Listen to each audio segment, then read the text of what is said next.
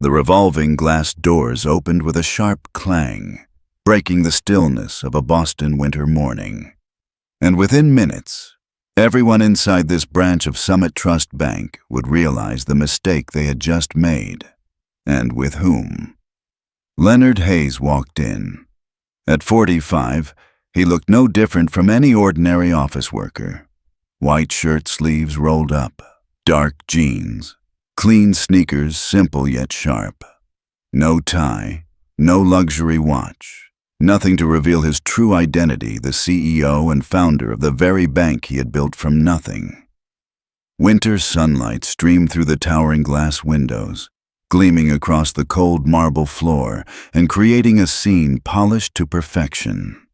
The sound of money counters whirring mixed with the steady clatter of keyboards. A mechanical symphony running without missing a beat. To customers, this was the image of a trustworthy, efficient institution. But Leonard, deep down, knew the shine was only a mask. He cued, his fingers tapping the polished wooden counter. In front of him, a middle-aged white man in a blue suit effortlessly withdrew $25,000. A nod, a polite smile from the teller, and the bills were counted and handed over without hesitation. The man smirked faintly, tucked the stack into his case, and walked out as casually as if he had bought a morning coffee. Leonard watched, lips pressed tight. A coldness spread inside him. Not from the weather outside, but from memories carried all his life, the times he had been dismissed, belittled, because of his skin color. Today, he decided he would not stand by and watch it happen again, especially not in the bank he had built. He stepped to window number 3. The nameplate gleamed under the LED lights. Allison Reed, teller. "Good morning," Leonard said with a faint smile. But Allison barely glanced at him. No smile, no greeting. She shoved a withdrawal slip and pen toward him, her voice sharp as a blade. "Fill this out." Leonard said nothing. He sat and wrote with steady strokes. "Withdraw $15,000. He attached his driver's license and account information, then slid the paper across the counter. For a moment, Allison's eyes narrowed. The corners of her mouth curved into a thin, cold smile. She folded the slip and pushed it back. "We will not process this transaction." Leonard raised his brows, his tone still calm and low. "Excuse me, I just watched the gentleman before me withdraw $25,000 without being asked for anything else. Why is mine different?" Allison crossed her arms, lifting her chin, her voice firm with defiance. "That case was different." "Different how?" Leonard asked, each word heavy as a hammer striking the counter. The question did not just echo in the branch. It landed inside every customer quietly watching. Allison froze for a split second, then flicked her eyes toward the glass office at the corner, where branch manager Monica Turner, 42, stood staring intently. A subtle nod from Monica seemed to steal Allison's confidence. "As I said, we cannot process it.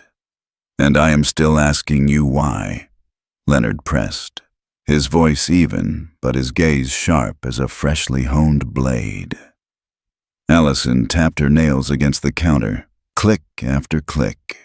"Withdrawing that amount, the system flags it as irregular. Under anti-money laundering policy, it is suspicious." The word suspicious fell into the air like an accusation. Customers whispered among themselves. One woman murmured, "No one said that a minute ago."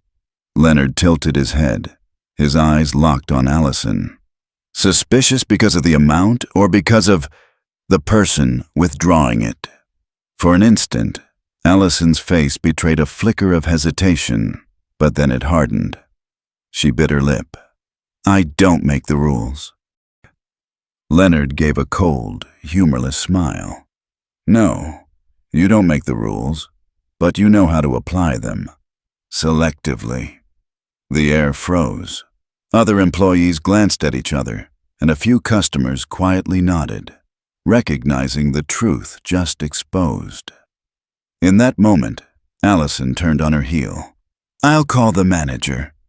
Leonard stood still, back straight, hand resting on the counter, his eyes following her as she disappeared into the glass office. Inside him, there was not only anger, but something that cut even deeper disappointment. This was the bank he had built, a place once meant to symbolize trust, and now it had become the very place that dared to question him. He inhaled slowly, deeply. Silence is complicity, Leonard told himself, and he was ready for the storm that was about to break. The glass office door swung open, the sharp strike of high heels on marble floor landing like heavy exclamation points. Monica Turner, 42, branch manager, emerged. A fitted gray suit framed her cold, commanding face, her eyes radiating authority. Staff instinctively shrank back as she approached. "Good morning, sir." Monica spoke smoothly but distantly, as though addressing a troublesome guest she intended to handle by the book. "I understand you want to withdraw a large sum." Leonard lifted his head, his dark eyes calm yet burning with inner fire. "Yes, 15,000. And I have provided valid identification." Monica tilted her head, lips curving into a thin smile. "I am sorry, but for transactions of this size, we require additional verification." "What specifically?" Leonard's voice cut the air like a blade. Monica did not blink. "We need to confirm the source of funds and review your recent deposit history.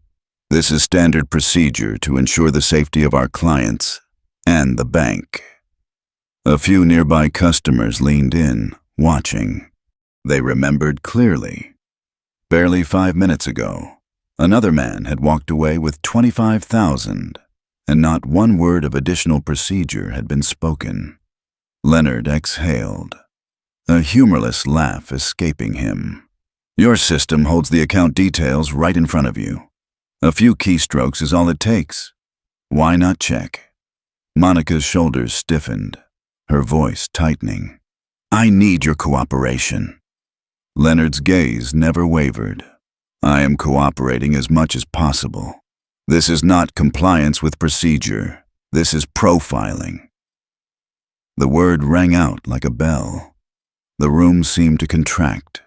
Customers looked at one another. Some staff froze, fingers hovering above keyboards. A flicker of anger crossed Monica's face, though her voice remained steady. "Security." Immediately, a figure appeared. Victor Shaw, 35, broad-shouldered. His dark blue uniform stretched tight across solid muscle. He advanced with deliberate, heavy steps, his expression as blank as a machine. "Sir, please step outside." Victor's voice was flat and low, revealing nothing. Leonard turned toward the man of stone. "I am a customer. I have funds in this account. I have presented valid identification. Why should I leave?" Victor's jaw clenched, but he repeated, "Please step outside. This is your final chance." The air thickened. A few customers pulled out phones, quietly pressing record. To them, he was not the founder of Summit Trust, but simply a black man treated differently. Leonard slowly drew his phone from his pocket, switched on the camera, and spoke with clarity, each word striking like a hammer on steel. "I want this documented. Summit Trust Bank is refusing my legitimate transaction, while just moments ago approving a larger withdrawal for another customer, simply because of who is making the request." A ripple of murmurs spread. Allison Reed, the teller from before, stared down at her keyboard, her fingers trembling. Monica's face remained rigid, though her hand gripped the file folder tighter. Victor stepped forward, his heavy hand clamping onto Leonard's arm and yanking hard. The impact echoed.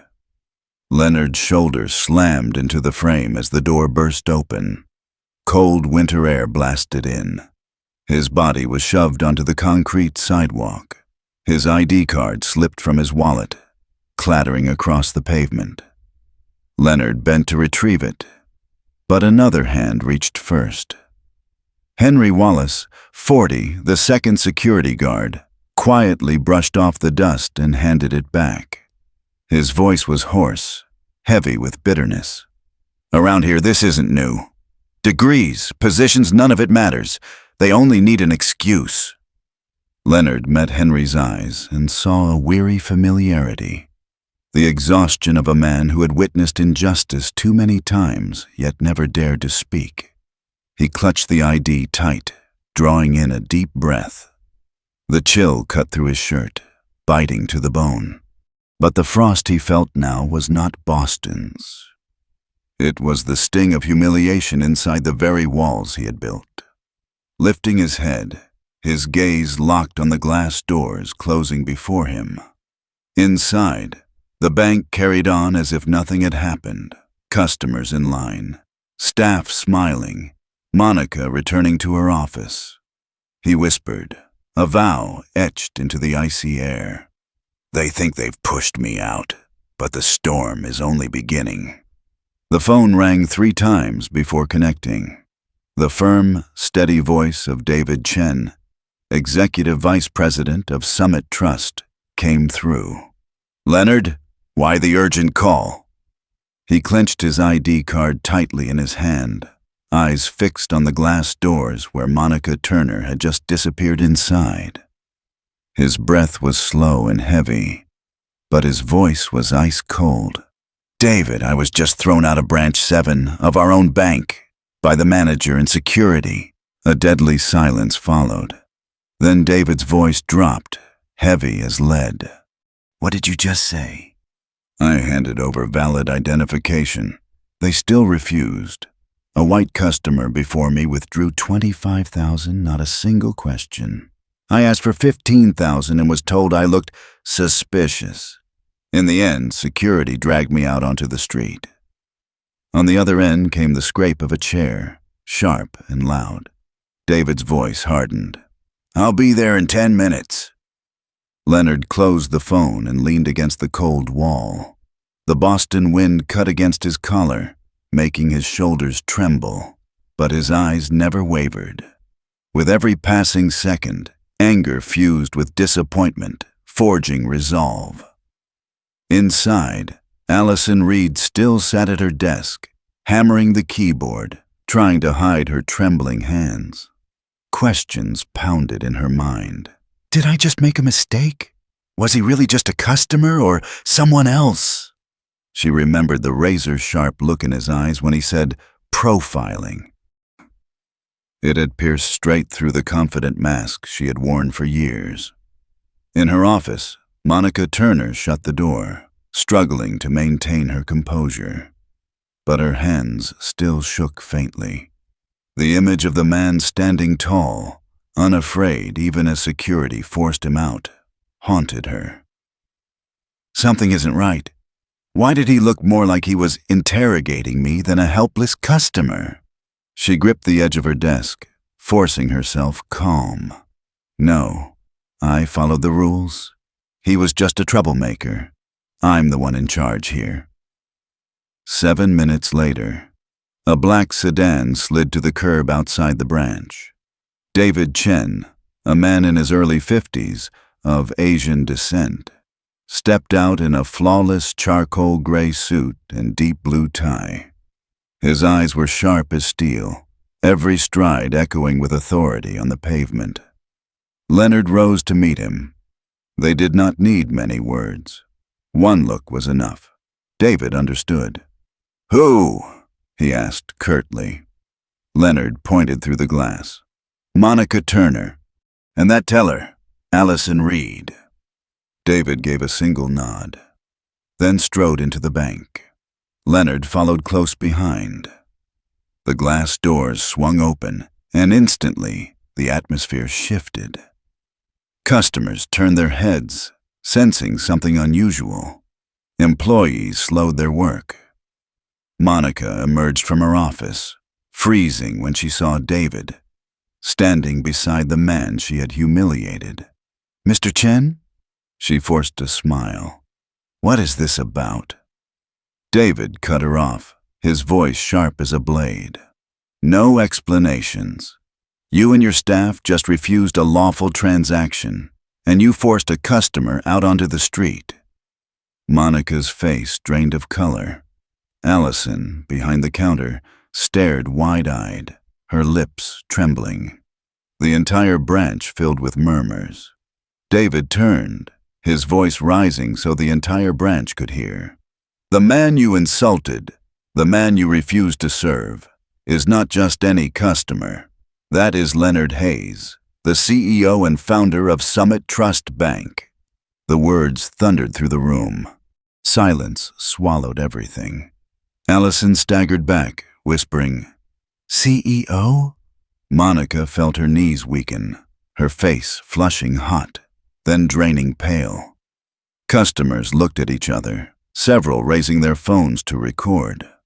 The truth was now revealed. The man they had dismissed as ordinary was, in fact, the owner of everything around them. Leonard stepped forward, his voice deep and cutting. "I came here to withdraw money. Instead, I was handed humiliation, not just for me, but for every customer who has ever been treated the way I was today." The air was thick, the tension stretched to breaking. And then, the real storm began. The air in the bank lobby was so tense that every breath could be heard. Customers sat in silence. Employees kept their heads down, and a few phones quietly recorded. All eyes focused on the center, where Leonard Hayes and David Chen stood facing Monica Turner and the row of teller counters.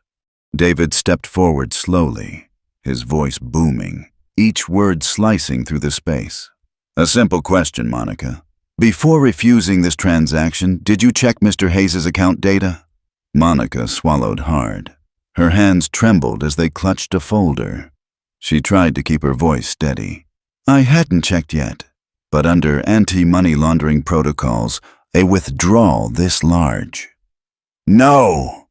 David cut her off, his eyes blazing. "Section 4.3 of our service regulations requires that any transaction over $10,000 be verified through account data, not through an employee's so-called suspicion. You violated policy right in front of the customer." A wave of murmurs rippled through the lobby. Several customers nodded, recalling the man earlier who withdrew $25,000 without a single challenge. Leonard stepped closer, his voice calm but sharp as a blade. "Ms. Turner, you didn't just violate procedure. You turned this bank into a place that decides who is worthy of service and who is not. That is not the bank I built." Monica's face went pale as she tried to cling to something. "Mr. Hayes, I had no intention of discrimination. I was only doing my duty." From the back, another voice rang out. It was Henry Wallace, the middle-aged guard who had handed Leonard back his ID outside. He stepped forward, his voice rough but clear. "I saw everything. Mr. Hayes provided full identification. Allison Reed refused without checking the system. But the customer before him, withdrawing even more, was waved straight through." The entire lobby shook with shock. Allison, behind the counter, turned white, her lips trembling. I was just following the manager's instructions." Monica spun on Allison, eyes flashing, but David raised a hand. "Enough!" He turned, his voice like steel. "Monica Turner, you are suspended immediately, effective this moment. Human Resources will contact you to finalize your termination. If we find this is not your first offense, it will be escalated directly to legal." A gasp rippled through the crowd. Monica stood frozen, her face drained, lips moving but no words coming out. Years of authority in her glass office crumbled in seconds. Leonard no longer looked at her. He turned toward the counter, his voice steady and commanding. "Now I will proceed with my transaction."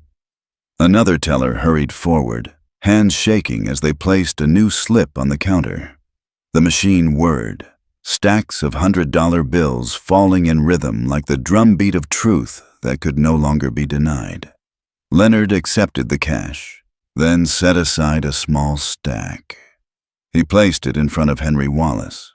"Thank you for speaking the truth. Go home early today. You deserve the rest." Henry blinked, his throat tight, and managed only a nod. "Thank you, Mr. Hayes." The entire branch was silent.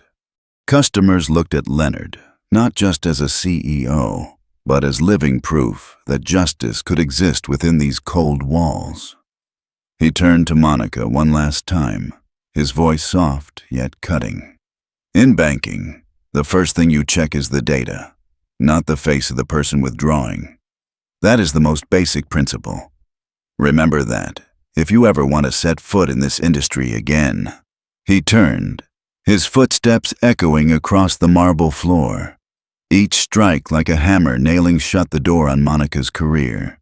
Outside, the Boston wind was still bitter cold, but in Leonard's eyes, there was no chill of humiliation left. Only the fire that had begun to burn.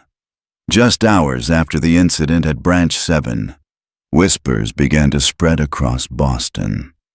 Not from the press, not from an official statement, but from a single clip barely 52 seconds long. A young customer, standing in line that morning, had managed to hit record at the exact moment security guard Victor Shaw grabbed Leonard Hayes by the sleeve and shoved him out through the glass doors. In the clip, Leonard's voice rang out clearly. "You just approved $25,000 for a white customer, but for me, 15,000 is called suspicious. This isn't compliance. This is profiling." That short sentence landed like an indictment, and when the clip hit Twitter, it became a rallying cry. The hashtag bank profiling exploded within an hour. Inside the branch, the atmosphere was heavy as ash. Allison Reed sat behind her counter, hands trembling so badly she mistyped her password. Every time a customer approached, their eyes carried suspicion and contempt. Allison's chest tightened. She was no longer facing just a difficult client, but the wrath of an entire online community. In her empty office, Monica Turner slumped in her chair, eyes red. David Chen's suspension order still echoed in her ears. But what made her shake even more was the truth the moment Leonard uttered the word profiling. She knew she had turned a mistake into a public crime. "I didn't just lose my job, I lost everything." At headquarters downtown, Leonard quietly watched. He wasn't surprised at how fast the clip spread. The image of a black CEO dragged out of his own bank, treated like someone without the right to withdraw his own money. That was too powerful a symbol for the public to ignore. On screen, the flood of comments scrolled endlessly. "I can't believe this is happening in 2025. He's a CEO. What about ordinary customers? The bank didn't just lose a branch. They lost trust." Leonard closed his eyes. Each comment was a blade twisting into his chest, a reminder that this wound was not his alone to carry. In a small apartment on the outskirts of town, Henry Wallace stared at his phone. Dozens of messages poured in from friends and former colleagues. "Were you a witness in that clip? Was that really the CEO?" Henry sighed softly. He had chosen to speak up, and now there was no going back. But in his eyes, for the first time in years of working security, a flicker of pride shone. The next morning, the press erupted. The front page of the Boston Globe read Summit Trust CEO denied withdrawal at his own bank. Television networks replayed the clip on loop, cutting to Leonard being shoved out the door, paired with expert commentary, if Section 4.3 had been applied correctly, staff were required to verify the account data first. This is clearly a violation of protocol. Summit Trust stock plunged 2% by mid-morning. But Leonard knew that number was only the tip of the iceberg. The real fracture was in customer trust. Inside headquarters, David Chen slammed a thick internal audit report onto Leonard's desk. His voice was hoarse with anger. 3 discrimination complaints in the last 2 years, all dismissed for lack of evidence. Leonard, we're facing a disease deeper than I thought. Leonard flipped through the pages, his eyes skimming the cold lines of text, unable to verify subjective factor. He let out a dry, bitter laugh. Subjective factor, the perfect wall to hide every bias. He looked up, his voice steady and unyielding. We will not cover this up. We will not polish it. If the system has gone blind, then we must be the ones to open its eyes. David met his gaze and nodded firmly. In their eyes was more than anger. It was resolve. Outside, the Boston wind was sharp and merciless. But inside Summit Trust headquarters, the real storm was only beginning. And this time, it would not just sweep away a single branch. It would shake the very foundation of the bank itself. A bleak afternoon cast its shadow over downtown Boston. In the boardroom on the 25th floor of Summit Trust headquarters, the fluorescent lights glared down on a long wooden table where stacks of thick internal reports sat like concrete blocks pressing on the air. Leonard Hayes stood at the head of the table, one hand resting on a folder, his eyes sweeping across the tense faces. Beside him, David Chen flipped open the audit report, his voice hoarse with strain. In the past 2 years, at least 17 branches have been accused of denying transactions on the grounds of being suspicious. Most of these cases came with no supporting data. And, more troubling, he struck his finger against a bold line. The majority of those denied were people of color or immigrants. The room fell into silence. A regional director swallowed hard, ready to speak, but stopped when Leonard's voice cut through. We cannot call this a series of isolated incidents. This is a system that has allowed bias to exist and even shielded it under the word subjective. He paused, locking eyes with each person at the table. His voice dropped low, heavy like hammers striking steel. And it was just exposed at Branch 7, in front of customers, in front of the world. Outside the boardroom, the phones in the communications office rang non-stop. News outlets from CNN to Bloomberg demanded an official statement. The stock continued to slide. Downstairs in the lobby, reporters crowded in with microphones and cameras pointed at every employee who walked past. Meanwhile, the Federal Banking Oversight Committee had delivered a 12-page mandate.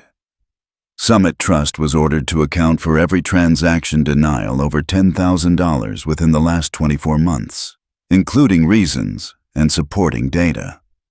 The deadline 7 days. David read the letter aloud, his tone darkening. They are not waiting for us to act. They are stepping in. Leonard turned to the whiteboard at the far end of the room. He picked up a marker and wrote 3 bold words in capital letters. Transparency, respect, data. Then he turned, his voice ringing like a bell. These are the 3 values I built this bank on from the very first day, and we let them fade. Now we either return them to our customers, or Summit Trust will collapse under its own weight. He continued to write, each bullet point firm and deliberate. All transactions over $10,000 must be audio and video recorded and archived for no less than 24 months. Staff are required to check account data before making any denial. Automatic alert system. Every transaction flagged as suspicious must include a specific data-backed reason, never left blank. Direct hotline to the CEO's office for customers to report discriminatory conduct. The room stirred with whispers. Some directors bent low to scribble notes. Others furrowed their brows, anxious about costs and implementation. But Leonard did not leave space for objection. "You think the cost will be high?" He slammed the marker against the table, his voice cutting sharp. "Ask yourselves how much customer trust costs when it's lost. How many contracts, how many shares, how many years of work vanish with it?" No one answered. That evening, Leonard returned to his private office. Boston glittered beneath him, but inside he knew he was stepping into a long war. He opened his laptop and composed an email to every branch manager. "Effective tomorrow, Summit Trust will no longer accept subjective judgment as grounds for denying a customer. We will be transparent, we will rely on data, and we will treat everyone with fairness. If you cannot do that, then leave." He signed his name, Leonard Hayes, CEO. As he hit send, he leaned back in his chair, a rush of fatigue and resolve flooding through him. Outside, the winter wind howled against the glass, but this time it did not make him shiver. He whispered, almost to himself, "This is not just a fight to save a bank. This is a fight to reclaim justice for everyone who has ever been dismissed." The next morning, as Leonard stepped into headquarters, the press had already surrounded the entrance. Dozens of microphones shot forward. Flashes exploded without pause, and reporters' voices overlapped in a barrage. "Mr. Hayes, do you admit your employees practice discrimination? How will Summit Trust compensate other customers who were denied? Do you think shareholders still have enough faith to hold their stock?" Leonard did not stop. He walked quietly through, eyes fixed straight ahead, leaving only one sentence behind. "The answer will come, not through words, but through actions." Inside the emergency boardroom on the 30th floor, the tension was sharp enough to snap. On the large screen, Summit Trust's stock chart glowed in red, plunging another 1.8% overnight. A finance director sighed heavily. "If this continues, short-term funds will pull out. We could lose hundreds of millions in just weeks." David Chen frowned, tapping the stack of reports against the table. "Stock prices are just the surface. What we have lost is trust. And without trust, shares have no value." Another director spoke hesitantly. "But public opinion is crashing down on us. Our competitors will not miss their chance." And indeed, in New York, Harper & Cole Bank, their fiercest rival, launched a campaign across billboards and online platforms. "Every customer, one respect." The ad showed a black man walking into a branch and being greeted with a smile, in stark contrast to the viral clip of Leonard being shoved aside. Financial networks quickly analyzed the move.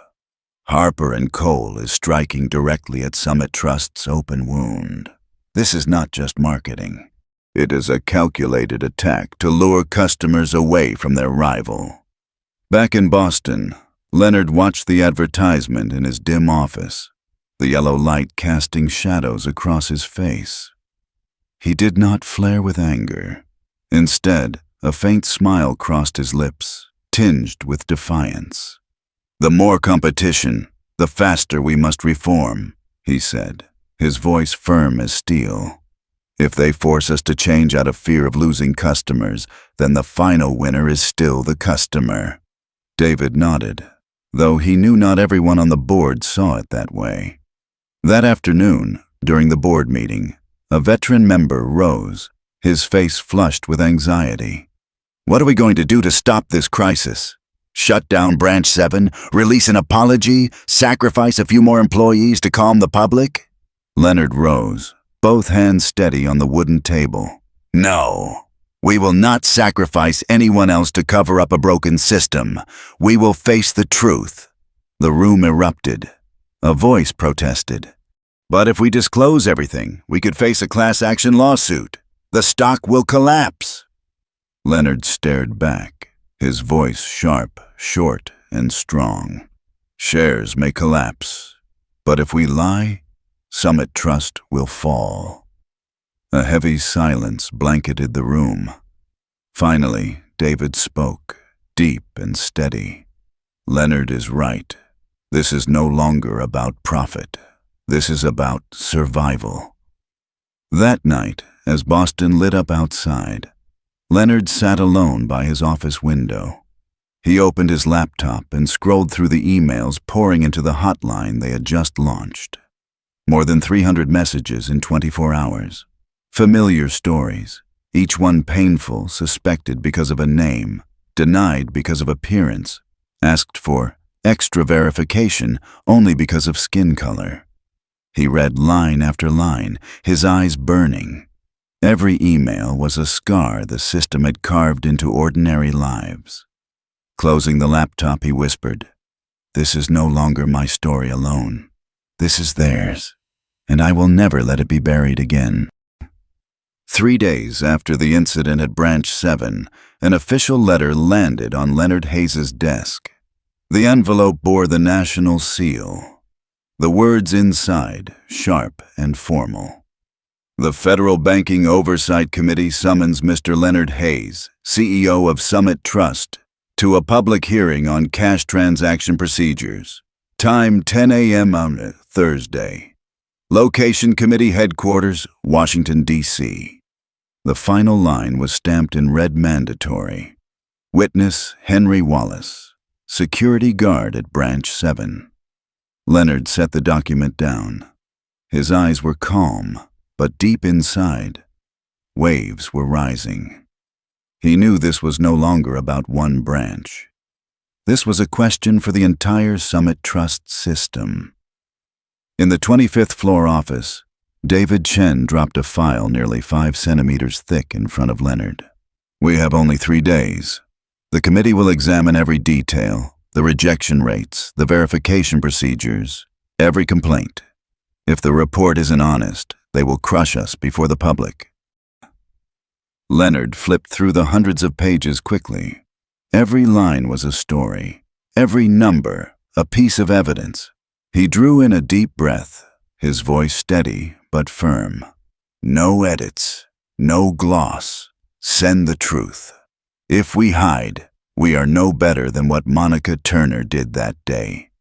David froze for a moment, then nodded sharply. "All right. Truth it is." In a small apartment on the outskirts, Monica Turner sat silently before her own summons. Though suspended, she was called in as a related party. Her hands trembled as she read each word. The union lawyer beside her said evenly, "You have the right to remain silent if it may harm you. But if you blame the system without evidence, the committee will not believe you." Monica bit her lip. Inside, a question echoed that she did not want to answer. Did she truly act out of procedure, or because of the prejudice in her eyes when she saw him step forward? On Thursday morning, Washington, D.C. buzzed. Outside the committee building, rows of reporters pressed forward, microphones raised, cameras flashing. Hashtag bank profiling climbed back to the top. Leonard, dressed in a dark blue suit and deep red tie, walked into the main hall. His gaze was steady, sharp as a blade. Just behind him, Henry Wallace followed, clutching a small notebook with a timeline of that day. In the hearing room, Evelyn Carter, chair of the committee, struck the gavel. "We begin." The light shone down on the long table where Leonard sat opposite the legislators. He did not open his file. He looked straight ahead, his voice carrying. "On the 12th, I entered Branch 7 to withdraw $15,000 from my own account. The customer before me withdrew $25,000 without a single check. I presented all documents but was called suspicious. Instead of reviewing the account data, they called security and pushed me out. A senator frowned. What do you believe the real reason was, Mr. Hayes? Leonard replied without hesitation. Not the amount. The appearance of the one withdrawing. That is profiling.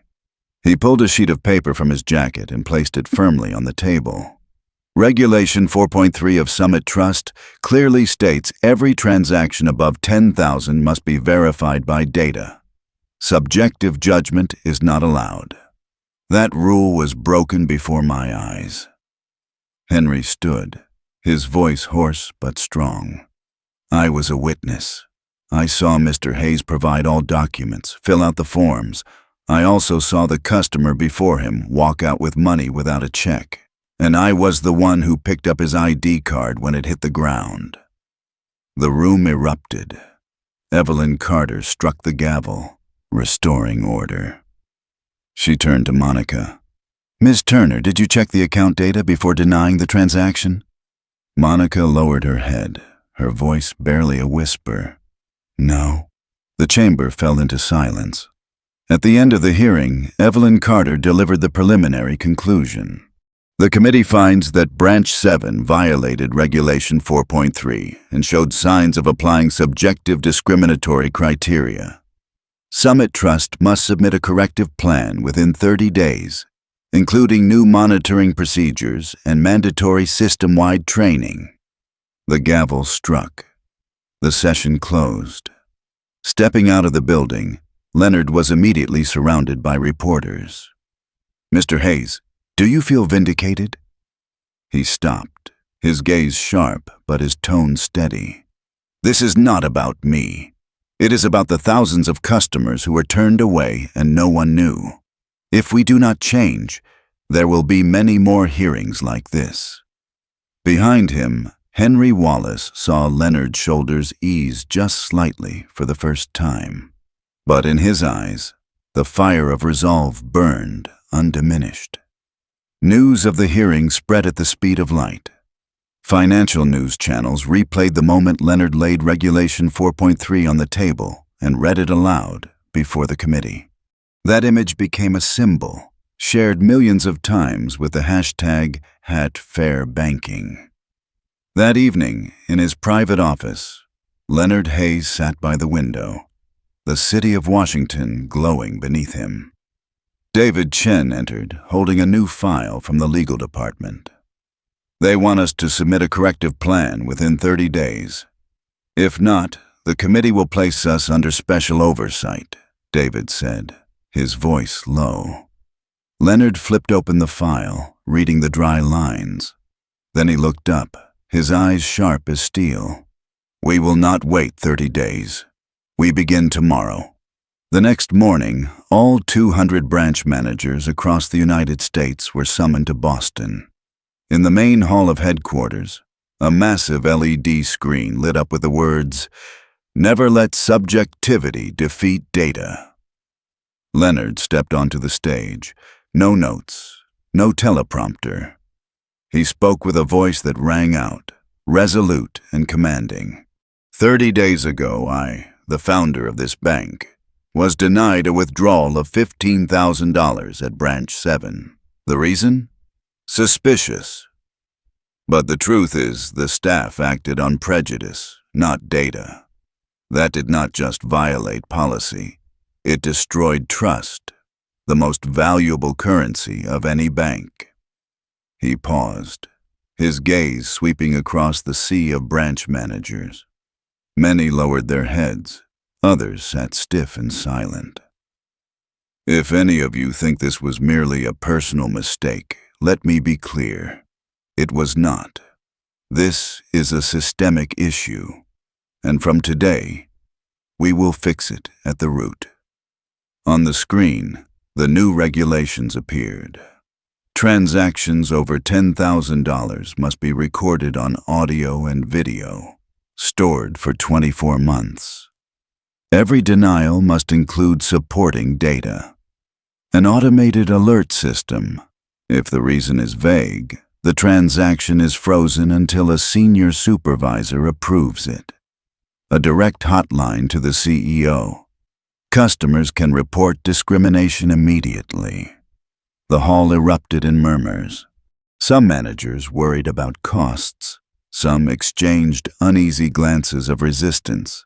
But Leonard raised his voice, short and sharp. "This is not a proposal. This is an order. If you are not ready to change, the door is right there." The air grew heavy. No one dared to stand. The press quickly reported, "Summit Trust enforces unprecedented monitoring policy." Civil rights groups hailed the move as a new standard for the banking industry. Rival banks first scoffed, then quietly convened emergency meetings to study it. On social media, a photo went viral. Leonard shaking hands with an elderly customer at a branch in Atlanta, with the caption, "If the CEO can stand at the counter, then we can trust this bank." Meanwhile, Harper & Cole Bank, the rival that had launched the Every Customer One Respect campaign, suddenly faced backlash. Customers asked, "If Summit Trust can do this, why can't you?" A journalist commented on an evening financial show. Harper & Cole's attack backfired. Instead of defeating Summit Trust, they pushed Leonard Hayes into the role of reform pioneer. 3 weeks later, at Branch 7, where the storm had begun, Henry Wallace walked with a new air. He had been promoted to join the Security Advisory Board. When Leonard visited, Henry stood tall, pride shining in his eyes. "Mr. Hayes, now every counter has a camera, and the staff, they are far more respectful. No more suspicious looks." Leonard shook his hand, smiling. "Not because of me, because you spoke the truth when it mattered most." Henry shook his head, his voice firm. "No, because you refused to let it be forgotten." That day, as Leonard stepped out of the branch, he lifted his gaze to the Boston sky. The clouds were still gray, the wind still cold, but for the first time in weeks, a glimmer of warmth stirred in his chest.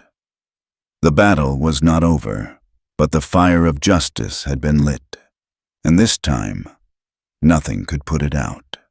3 months after the historic hearing, the atmosphere inside Summit Trust branches had completely transformed. The wary glances that once hovered over the counters were now replaced with warm smiles. The sound of money counters, the rhythmic tapping of keyboards, and the cheerful greetings of "Good morning, sir, good morning, ma'am," all blended together into a new melody, clear and transparent. Internal reports showed results beyond expectations. Complaints related to discrimination had dropped by 63% in just 90 days. Successful transactions on the first attempt rose from 72% to 96%, and the processing time for large withdrawals decreased by 40%, thanks to the automated verification system. On Leonard Hayes's desk sat a handwritten letter from a customer in New Orleans, placed with care. "In the past, I was denied a withdrawal of $12,000 because it was called suspicious. Last week, I went back." The staff checked the system immediately, smiled, and said, "Everything is valid, ma'am." I left the bank feeling respected for the first time. Leonard read the letter again and again. Each line was not just feedback, but proof. Change had begun to take root. At an industry conference in Chicago, the name Summit Trust appeared everywhere. Reporters covered the story. "The Summit Trust effect has spread. Major banks across the country have announced similar monitoring measures to avoid repeating the same mistakes." One analyst labeled it the Summit Trust effect, a shift forcing the entire industry to look in the mirror. In the hallway of that conference, Richard Harper, CEO of rival Harper & Cole, extended his hand first. His eyes no longer carried the sharp challenge of before, but instead a reluctant recognition. Leonard, you've forced the entire industry to change. We've also begun implementing automated verification. Competition aside, in the end, the customer is the one who wins. Leonard gave only a slight nod, with the hint of a smile. Inside, his answer was already clear. This was never a battle just to defeat a rival. This was a battle to win back trust. At Branch 7, Henry Wallace no longer wore his old security uniform. Instead, he appeared as the National Transaction Security Advisor. During a training session for new employees, Henry retold the story of that day. I saw injustice, and I chose not to stay silent. If I had, everything would have been buried. But because I spoke up, we have today. The room was silent. Young eyes looked at him with respect. Henry smiled. The lesson is this: do not think justice always lies in the hands of those with titles. Sometimes it begins with a small voice, at the exact moment it is needed most. As for Monica Turner, once the manager in the glass office, she now appeared on a community program. Her voice trembled slightly, but her eyes were steady. I lost my job, but I realized something. Power is not in the ability to refuse. Real power is explaining every decision with data, fairly, for everyone. I wish I had understood that sooner. Many still criticized her, but some offered sympathy. When Leonard happened to watch the program, he simply nodded. Real change does not come from a press release. It comes from realizations like this. Finally, Summit Trust organized a customer gathering in the grand hall of its Boston headquarters. There was no high stage, no distant podium. Leonard chose to sit at a round table, at eye level with customers from all walks of life. The elderly, the young, successful business owners, and ordinary workers. An elderly man with silver hair stood, his voice thick with emotion. I've banked here for 25 years. There were times I felt like I didn't belong. But last week, I tried to withdraw a large sum, and everything went smoothly. No one doubted me, no one judged me. Thank you. A young immigrant woman added, Last year, I was told to wait for a manager just to withdraw money to open my nail salon. Today, it took me 2 minutes, and they called me by my name, smiling. I finally felt recognized. Leonard listened to every word without interrupting. He knew this was the real report, the report written in human hearts. When he rose to close the gathering, he spoke slowly, firmly. We once thought power lay in positions, in titles. But I have learned that true power is ensuring that everyone is treated fairly, no matter who they are, how they look, or how much they withdraw. That day, I was underestimated, but that moment opened a new path for Summit Trust. The entire hall erupted in applause. Henry looked at Leonard and nodded with quiet pride. Outside the glass windows, Boston was still swept by cold winter winds. But inside Leonard, a fire had ignited. It was no longer the story of $15,000. Now it was the story of an entire industry, and Summit Trust, under his hand, had become a beacon to guide the way. In the world of finance, profit is often seen as the ultimate goal. But the story of Leonard Hayes reveals a deeper truth. The core value of a bank does not lie in numbers, but in trust. A system can only be truly sustainable when every decision is made based on transparent data, not vague prejudice. Summit Trust paid a heavy price, but from that fall, they reaffirmed that fairness is not a slogan. It is an action repeated every single day. If you believe that fairness is the most valuable capital of any organization, press like so this story can reach even further. Do not forget to subscribe to join us on the journeys ahead, where truth is revealed and trust is rebuilt from the smallest of actions. And I want to hear your thoughts. Leave a short comment with the phrase, "trust," to affirm together that only with fairness and transparency can trust truly exist.